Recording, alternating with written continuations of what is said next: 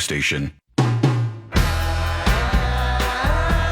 Welcome to Fort Fritz, your one-stop for news, current events, and entertainment, and all things relating to paranormal, the supernatural, the Fortean, and things that go bump in the night. I am your host, Fritz, and for the next hour, I will be giving you live, up-to-the-minute updates on Hurricane Dorian, still about 580 miles off of the coast of West Palm Beach. But right now, let's get into some spooky tales. This is Kaz telling us all about King Leopold, one of the worst human beings ever. This is on the iHeartRadio app. Just search Fort Fritz Campfire Tales King Leopold.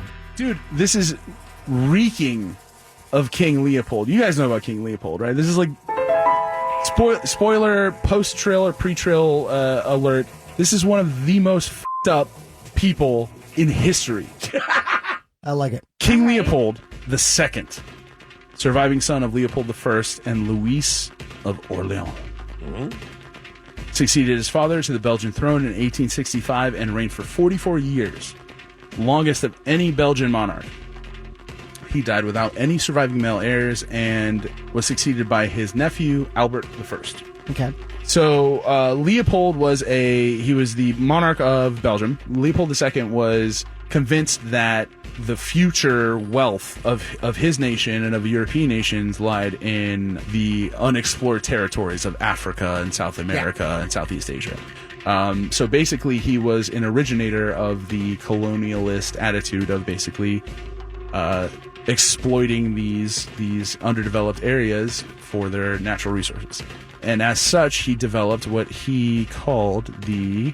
So this guy was a slave trader and saw an untapped natural resource into just going into in the way country. that like most white people from that time with power were slave traders. He turned the slave trade on its head, essentially, in that he occupied a certain area in Africa and declared it his own science and games center, his own area to develop kind of the Congolese nation, as he put it. Oh no!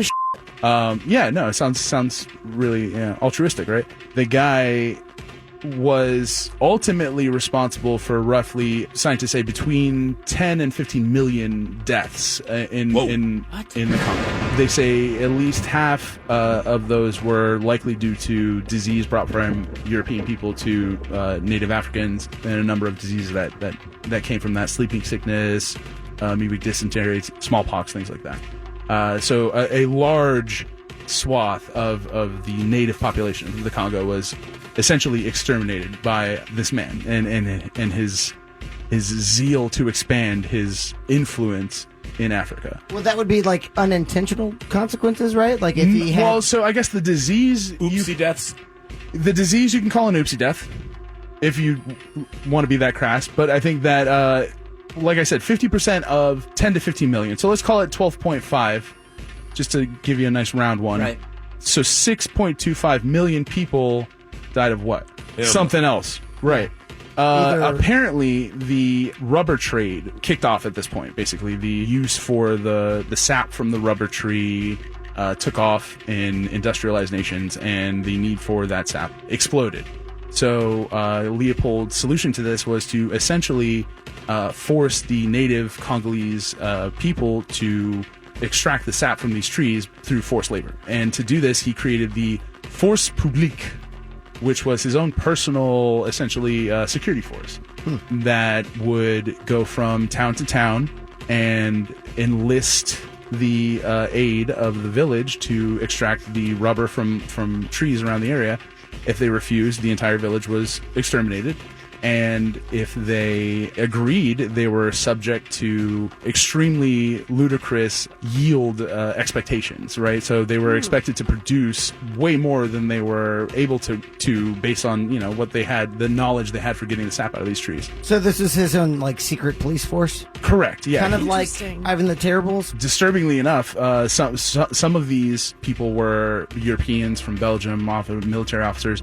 The majority were, in fact, recruited locally from the villages and were forced to essentially inform on and enforce these rules on their neighbors and their people. Snitches.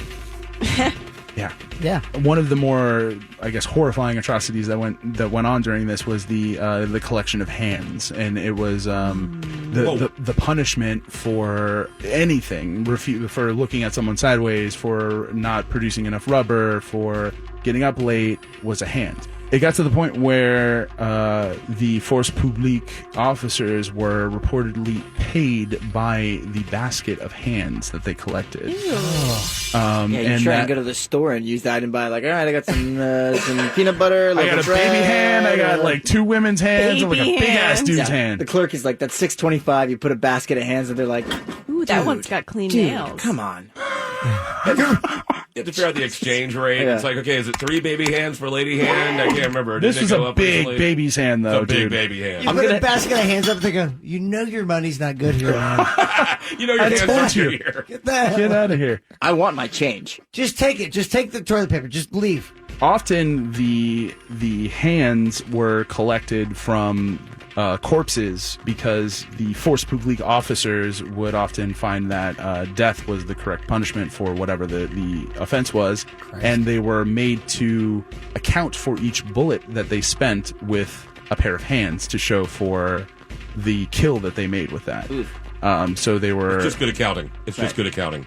So one of the more disturbing things that I read was a quote from a Catholic priest who spoke with a man named Swambe, Good guy. who was under the purview of a man named Leon Fieves, who sounds Spanishy, but probably European, probably not African.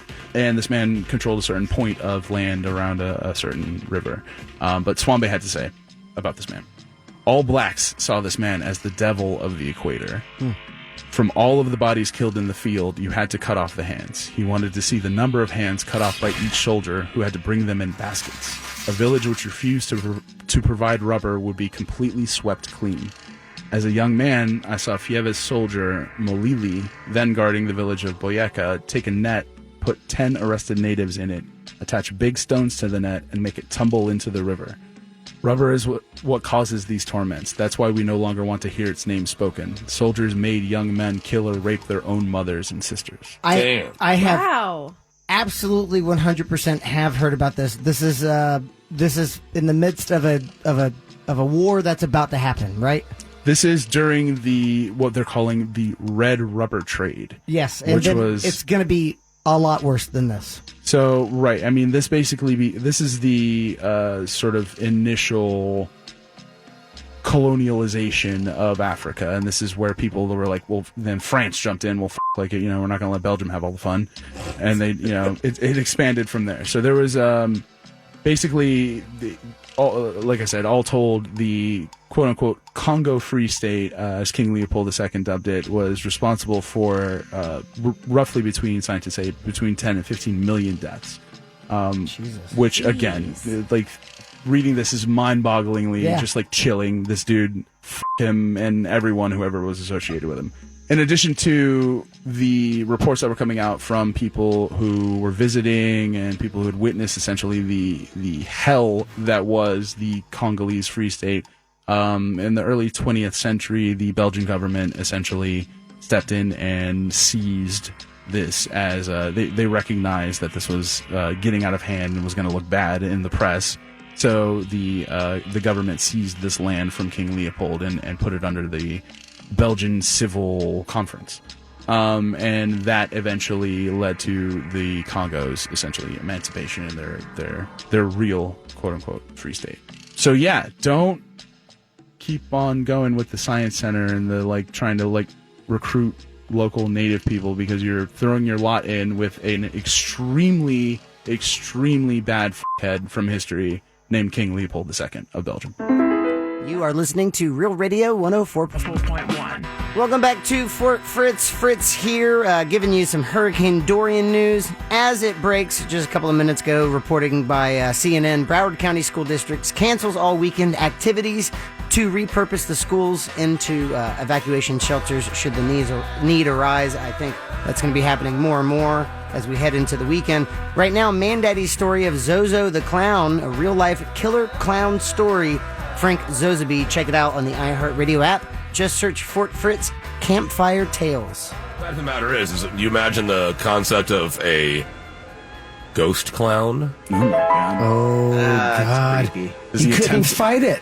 Right? You couldn't fight it. Or effectively run away from it. It just seems like it would be... You'd just be terrified. I mean, because clowns already are just like, this is not right, and now it's a clown from the grave. All right. Not right at all. Explain. In December of 2002, in Liverpool, England, two boys, aged 10 and 13, were sleeping in their bedroom as their parents slept down the hall. At around 3 a.m., they were awoken by a sound. The sound of laughter. All right. The boys said it sounded like it was echoing, as if the laughter was coming from a cave. Ooh, that's spooky. Growing louder and louder. Yeah, that is. All right. That's pretty creepy. Fair enough. The older boy rubbed his eyes and looked for the source of the sound.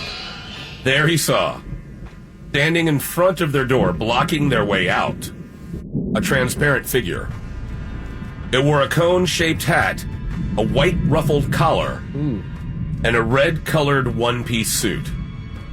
Its face was plastered with grotesque clown makeup, with the long, crooked, red nose, and black empty circles where his eyes should be. Ooh. Oh, man. This is a gnarly clown.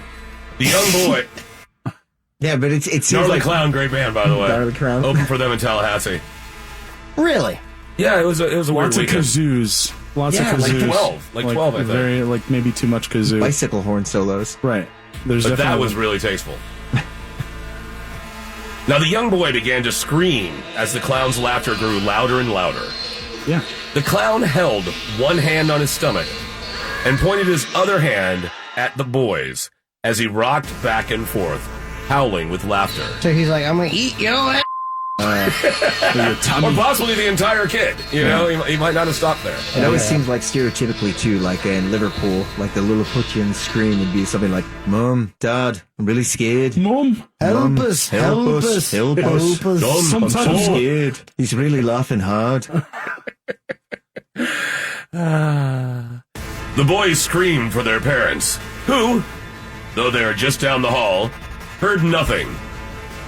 The boys reported that there was a sickly, sweet smell in the air, and a green glow filled the room. The boys continued to yell for their parents as the clown's echoing laughter came to a crescendo, and then quickly stopped. The clown's face became deadly serious as he turned over his outstretched hand and curled his finger, beckoning the boys to approach. Finally, the boys grasped each other's hand and tried to run around the clown to get to the door. Wait, Jukes. what? They tried to, like, Red Rover him? And knock him over? No, he tried to go around him because the one held the younger one's hand. Oh, I right. see, You I want to, see. yeah. That's just more like a Just, protective. come on. Buddy system, dude. I just thought you meant they were Ghost trying to, like, Clown. do a double, like a WWE, Like they lock hands and double go off the lariat rope? on Ghost Clown, like, Double we've got lariat, this yes. Nigel, of course we do, Tom. That's sick. Double lariat.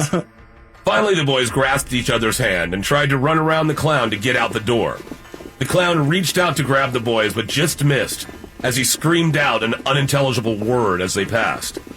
The youngest boy says he felt a furry button on the clown's suit brush against his face as he passed. Damn, that was close. The boys ran into their parents' room, tears streaming down their faces.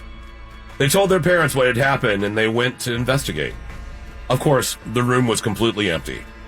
I don't like this. But the thick, sickly sweet smell was still hanging in the air. What is sickly sweet? Like, Just where it's just so like imagine drinking a ton of flat Mountain Dew, and just so much sugary. Or and just, I would imagine, like... I was gonna try to imagine a smell so sweet that it would be gross, and I like couldn't. maybe But that apple does make cider sense. vinegar or something like that. Well, also, like, working on a car when it's, like, super hot and you smell the coolant, and the coolant is super sweet, but when it starts It's tasty, burning, too. Like, you're like, it's that kind of, like, that hard Too work much? of, like, Okay. metal and All right. sweet. It's, like, doesn't match. Perfect. because I use that term a few more times coming up, so I'm glad we established Perfect. a baseline. That acrid... Perfect. Acrid, Yeah, nice, there you go. acrid. I could put that, but I'm totally not going to. Now, a few weeks later, a family member passed away, and the family attended the wake. Upon approaching the body as it laid in state, the family experienced something familiar. The smell. The sickly, sweet smell. They then discovered the source of the smell. Embalming fluid. Oh. The embalming fluid had the same, they all recognized it immediately, that's the smell that was in the room. Formaldehyde or something like that. That's weird. Oh my God. Now, the family began to research the history of the house, and they found that in the early 1900s, in the house lived Fred Zozaby, also known as Zozaby the Clown. How do you spell that? Zozzaby. Scary clown. Scary clown. Hell no! It rhymed. I like it. It rhymed. Now the Czech word Zozaby with an E, Zozabe, means nose. And even though Fred already had quite a prominent one, he would accentuate it with putty and red makeup. He worked at a theater known as the Floral Pavilion, but was never very successful. Why is that? They say his routine was old, hackneyed, and lacked any real spark of imagination. Because of this, he struggled with depression, which is actually quite common with clowns.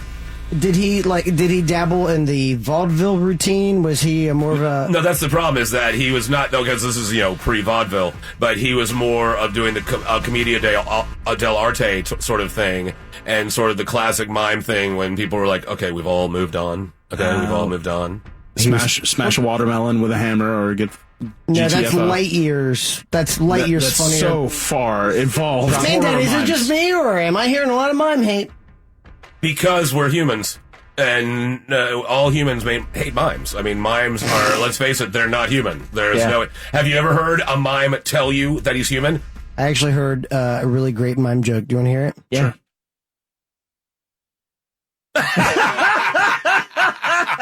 Right? I did not see that coming. Exactly. I did not see that coming. All right, carry on. Well done.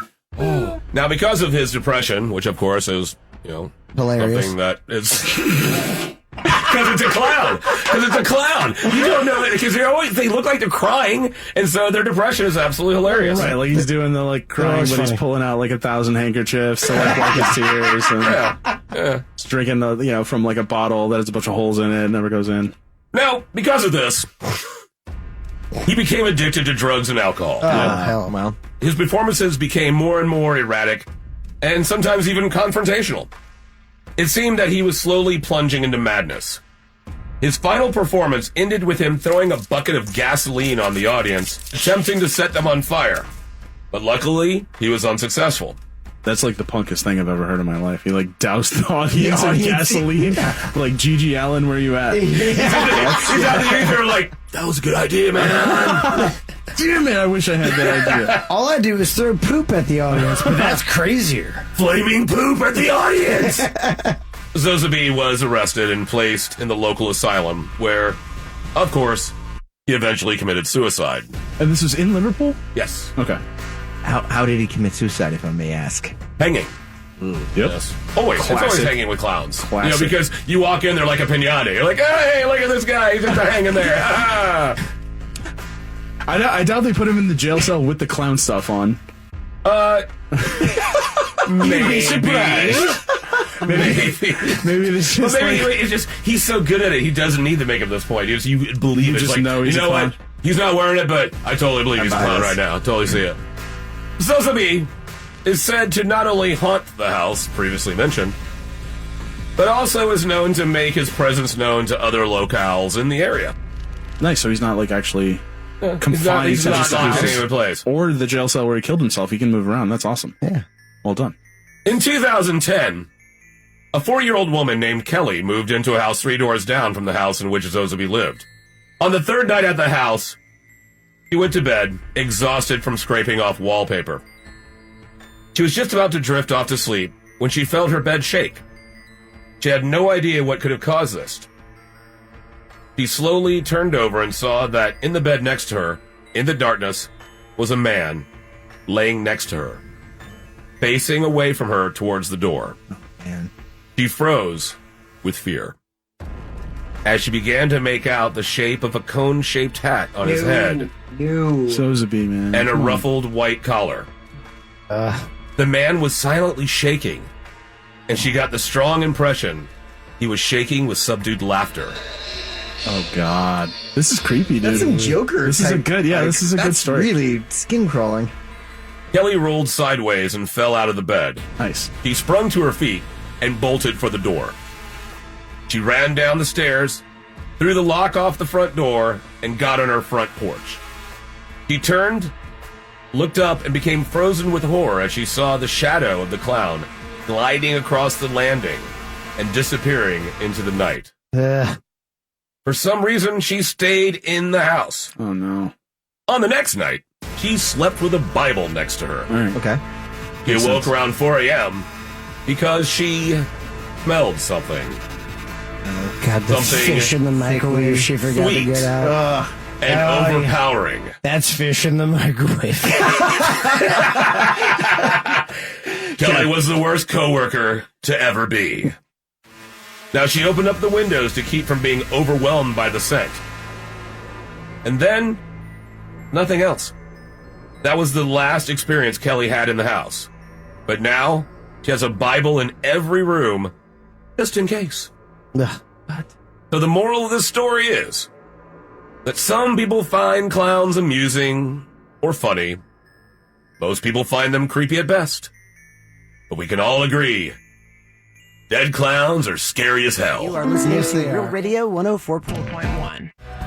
Welcome back to Fort Fritz. Thanks for all of the texters texting in. Matt Pullman, thank you. I see you out there. Thanks for listening. CNN now reporting Dorian will probably become a Category 4 hurricane, which is awful, awful news. But here's some good news. Let's stay spooky. Here's my first story ever, The Oracle of Delphi. I'm a big Greek mythology nerd. I've released a couple albums called Greek Mythologist, all about the gods and goddesses. Just download that iHeartRadio app and search Fort Fritz Campfire Tales. Haven't you guys ever heard of the Oracle of Delphi? No. Or the Oracle of Delphi. Well, thank you for saying, because it's also known as Delphi or Delphi. You say Delphi and I say Delphi. The Oracle of Delphi in ancient Greece culture has a very rich and nuanced story. For instance, Zeus, how he became a god, it's been told over the centuries from many different perspectives. But the end-all be-all is that as Zeus was born, his father, Kronos, ate him.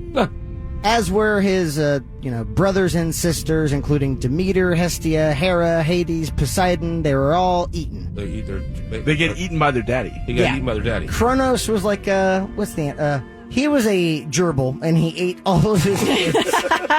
He was, imagine a god gerbil. God, Thank you. gerbil. That's And all imagine, I do. So Rhea, who was Zeus's mother, saw that he was eating all of the children, wrapped up a stone after Zeus was born, hid him in a cave on the island of Crete, gave the stone as a waddling child to Kronos. Kronos ate it.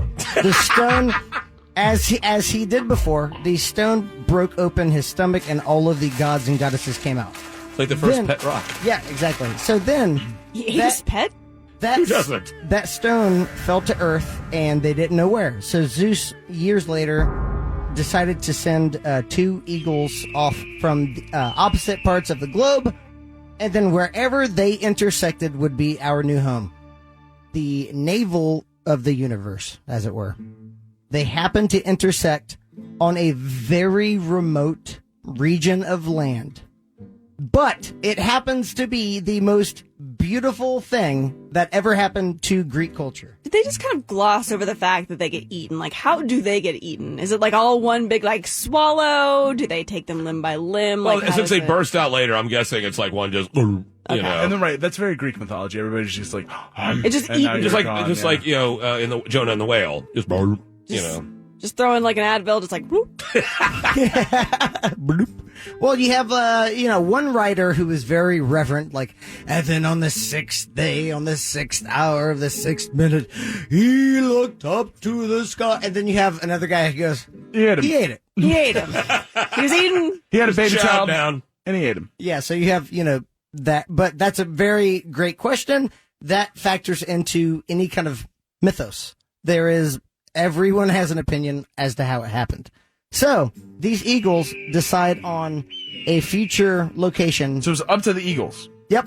They flew over the navel of Gaia, which is Mother Earth.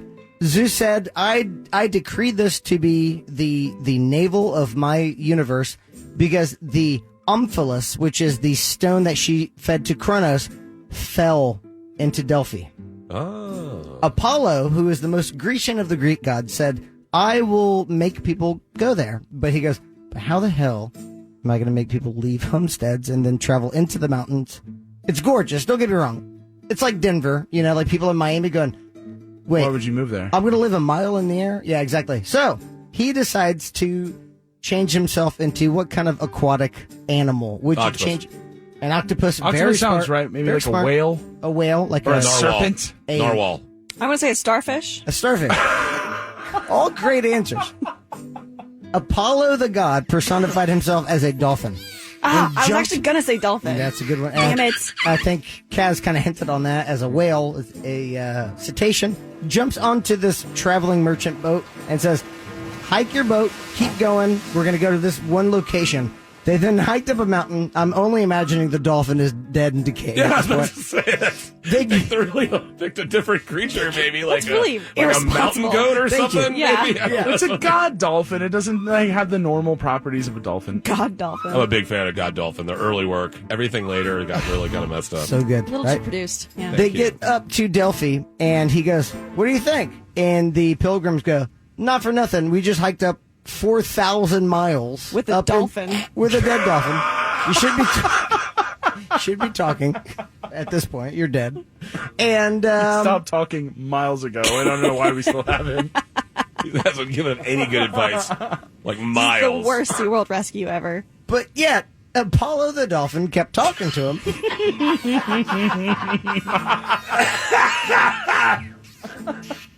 And he goes, I hear you.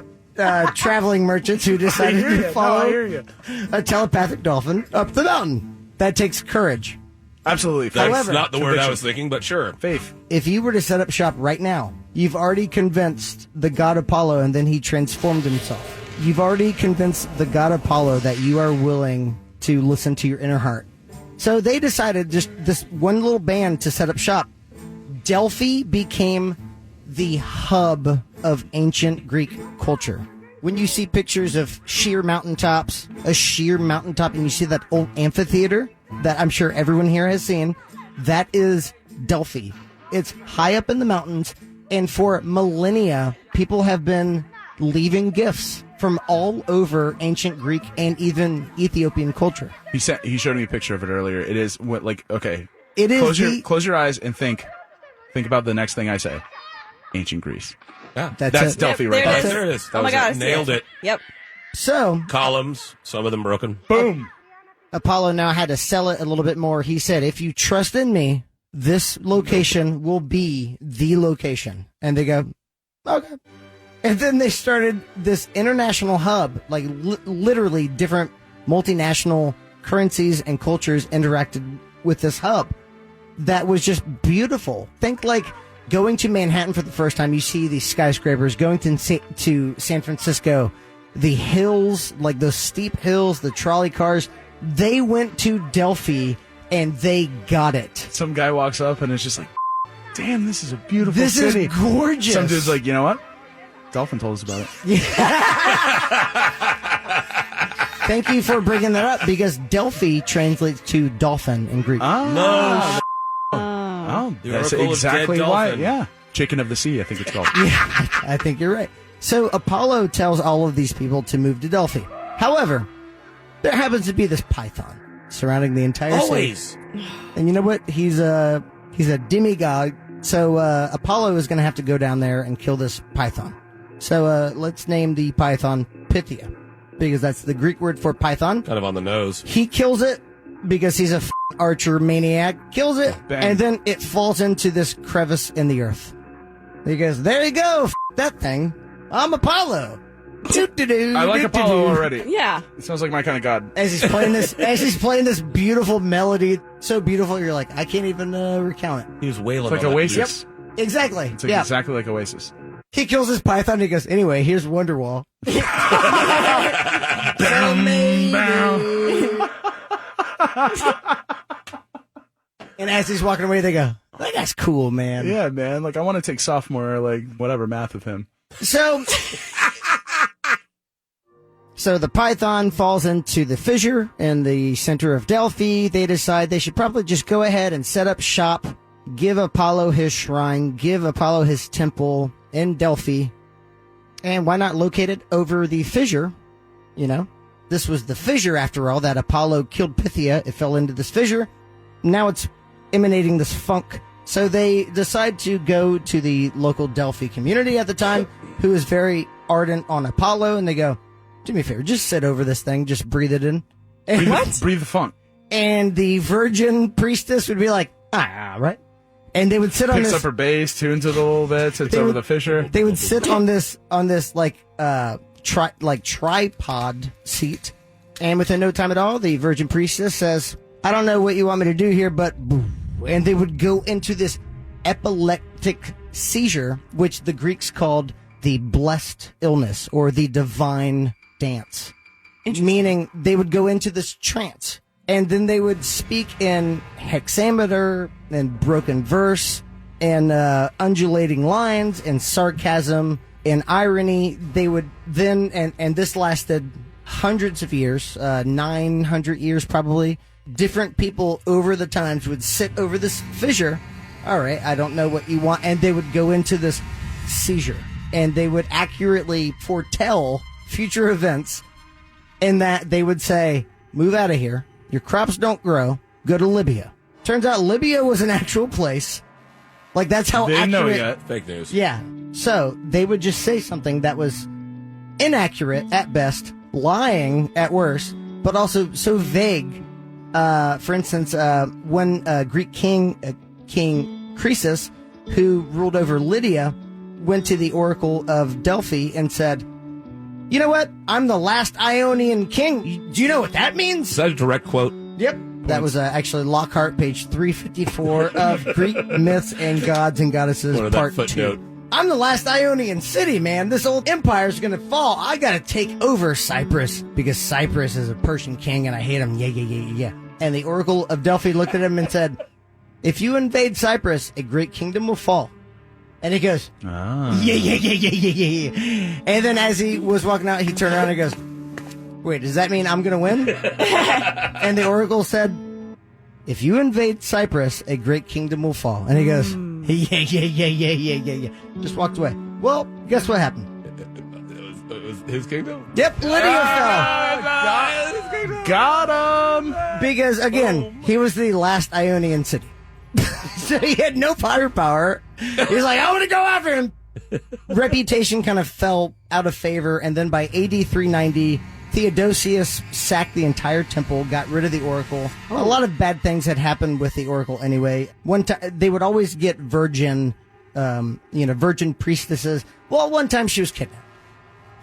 And never heard from again, because she's at the temple 24 hours. And then there was just like, all right, let's just get middle-aged spinsters.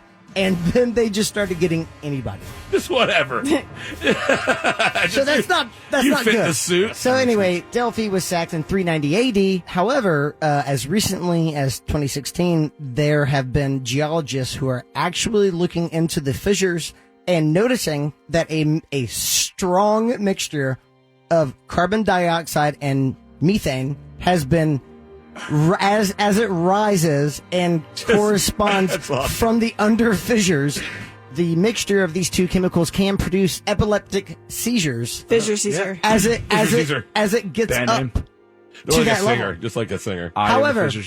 However, over the centuries, and again, this was 890 BC, it's at such a reduced level now that it's completely harmless. So which means Pythia kind of wore off a little bit. maybe. Yeah, the funk has died down a little bit, got more mellow. So we need to go breathe in some methane, and we can have our own prophecies going on now. It's not gonna hurt. That's all I'm saying. You are listening to Real Radio 104. 15542. Welcome back to Fort Fritz. Hurricane Dorian continues to strengthen. I only hope that your resolve, those of you listening right now, your resolve is stronger than this beast out there churning in the Atlantic Ocean. Right now, we end with Angela's story on Ed Gein, or Ed Gain. You can find this incredible story on the iHeartRadio app. Just search Fort Fritz Campfire Tales.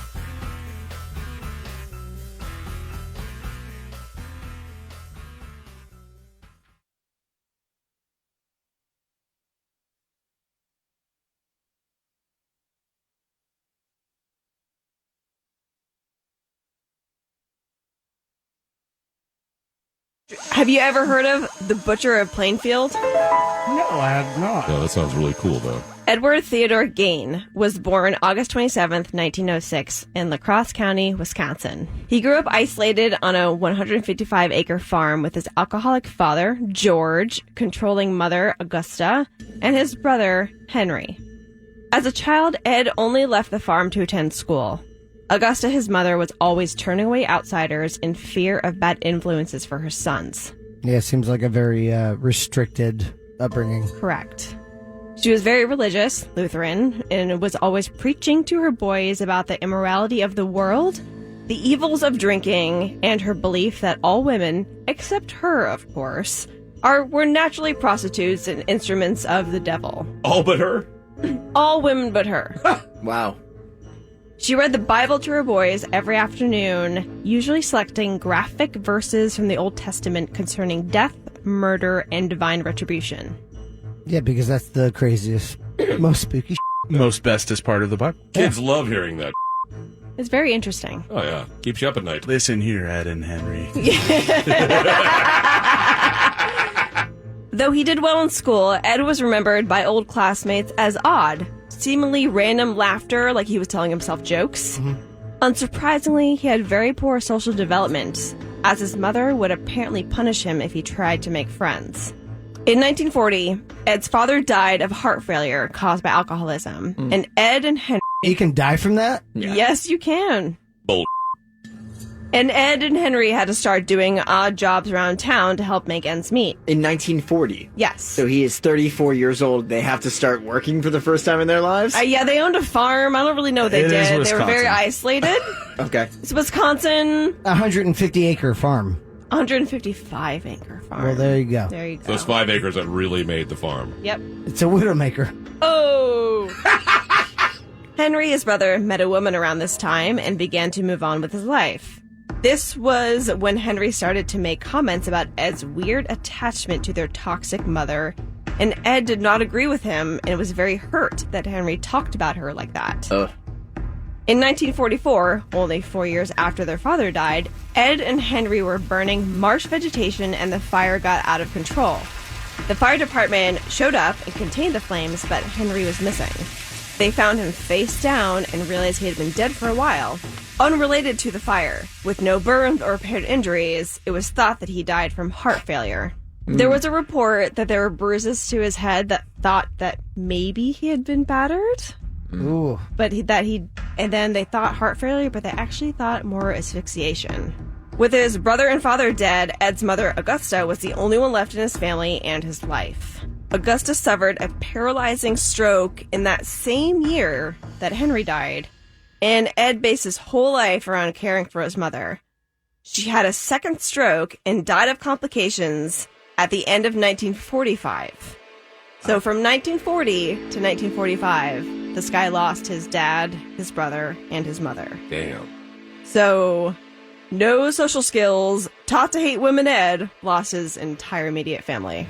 Ed had inherited this farm and continued to earn money from odd jobs and babysitting. Which Really? is super strange. Right. It was said that he boarded up the rooms used by his mother. So upstairs, the downstairs parlor, and the living room. These rooms remained pristine while the rest of the rooms in the house became filthy. He lived in a room off of the kitchen, reading books about cannibalism and Nazism. So Jesus. this is right. So his mother died like right at the end of World War II. Right. So he's reading books about cannibalism and Nazism. Kicking back. Just kicking back. Crazy. He received a farm subsidy from the federal government in 1951 and would occasionally work for the local municipal road crew and crop threshing crews in the area. On the morning of November 16th, 1957, Bernice Warden went missing from her hardware store in Plainfield. The cash register was gone, and there was a trail of blood leading out of the back. A witness had seen the store truck being driven away that morning around 9:30 in the morning. The store was closed that day, so it was suspected that something had happened the night before. Bernice Worden's son, who happened to be Deputy Sheriff Frank Worden, told investigators that Ed Gein had been in the store the night before. This is based on receipts. Ed was arrested at a grocery store, and authorities went to Ed's farm to search his property. When they walked into a shed on his property, they found Bernice Worden's corpse. Oh my God. She had been decapitated. Her headless body hung upside down by means of ropes at her wrists and a crossbar at her ankles. So someone who kind of like knew anatomy or some kind of... Well, it was also around deer hunting season. And this is Wisconsin, so I'm sure everybody knew how to hang up an animal. And dress it, as it were. Yes, exactly. Most horribly, the body's trunk was empty. The ribcage split and the body dressed out like that of a deer. These mutilations had been performed post-mortem, which is after death. She had been shot at close range with a .22 caliber rifle. Upon further searching the house, they found even more disturbing sights. Sights so disturbing that gave him the name the Butcher of Plainfield. Just like mismatching carpets. And He had really terrible interior design skills. It was awful feng shui. This is just a list of things that they found in this guy's house. Whole human bones and fragments. A wastebasket made of human skin. Oh. Human skin covering several chair seats. like upholstered. with human skin. Skulls on his bedposts. Female skulls, some with tops that were sawn off. Bowls made from human skulls. That he would actually eat out of, correct? Cereal. Oh Yeah, my God. cereal. Lucky Charms just right out of his skull. Did the police find a human skull that had cereal in it still? I don't know. It depends on how, fastidious he was. Right. I don't know if he did the dishes all the time. I'm guessing He not. was a very good roommate, very clean. Yeah. They Except for found one bowl. That's my pasta skull. That's my cereal skull. Don't get it mixed up. Insta skull. A corset made from a female torso, skin from shoulders to waist. Like an actual human. Leggings made from human leg skin. Masks made from the skin of female heads. He had a full body suit. People suit. People suit. Mary Hogan's, I'll go over her in a second. Mary Hogan's skull in a box. Mary Hogan's face mask in a paper bag. Bernice Worden's, this is the woman that they were looking for, entire head in a burlap sack. Bernice Worden's heart in a plastic bag in front of his potbelly stove. 9 vulvae in a shoebox. Vulvae. I never knew there A young girl's dress, a belt made from female human nipples. That's one thing I have heard about. That's so metal. Jesus. I wouldn't say that. I would say Like Norwegian really, black metal. Yeah. Really messed up, but also metal, yeah. 4 noses. This is like the worst version of the 12 Days of Christmas ever.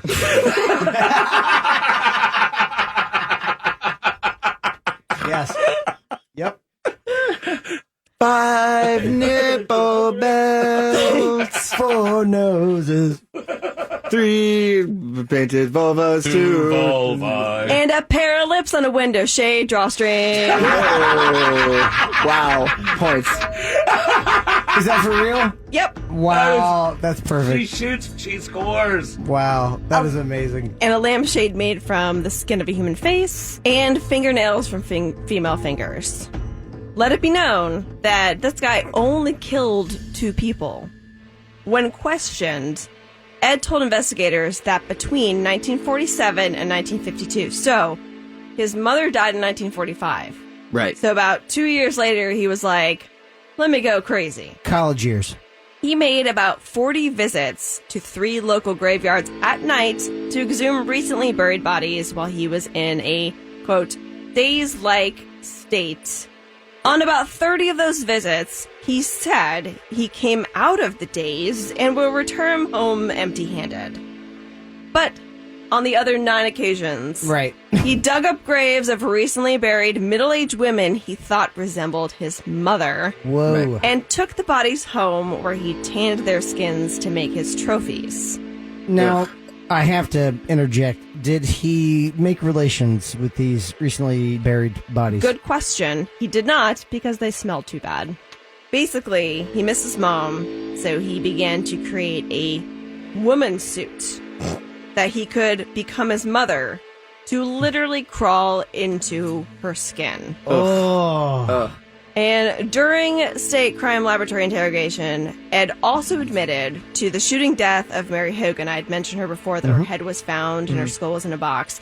She had been missing in 1954. She worked at a tavern, which happened to be a tavern that he frequented. So at some point in 1954, he had killed her and brought her to his house. That's so rude. And he was found in what year was 1957. Oh, so this was November years later. 16th, 1957 was Wow. when Bernice Worden was killed. Ed's most notorious creations were an array of shrunken heads. Neighborhood children, remember, whom he babysat, because he used to babysit children, had seen or heard of these objects, which he casually described as relics from the South Seas sent by a cousin who had served in World War II. Upon investigation, these turned out to be human facial skins carefully peeled from cadavers and used by Ed as masks. It's playtime, kiddies! In 1958, the car which he used to haul the bodies of his victims was sold at public auction for $760 to an enterprising carnival sideshow operator named Bunny Gibbons. Bunny Gibbons! Gibbons called his attraction the Ed Gein Ghoul Car and charged carnival goers 25 cents admissions to see it. The Ed Gein Ghoul Car, the best sounding attraction I've ever heard in my life. Band name? I was going to say Yes. that. Totally, Good band totally name. bad name. Ed Gein was found mentally incompetent and unfit to stand trial at the time of his arrest and was sent to the Central State Hospital, now the Dodge Correctional Institution, in Waupun, Wisconsin. When the hospital was turned into the prison, he was transferred to Mendota State Hospital in Madison, Wisconsin. In 1968, Ed's doctors determined he was sane enough to stand trial. Oh, wow. He was found not guilty by reason of insanity by Judge Robert H. Gulmar and spent the rest of his life in the hospital. On July 26, 1984, Ed Gein died of respiratory and heart failure due to cancer in Goodland Hall at the Mendota Mental Health Institute. After his death, his gravestone was frequently vandalized. Wonder why.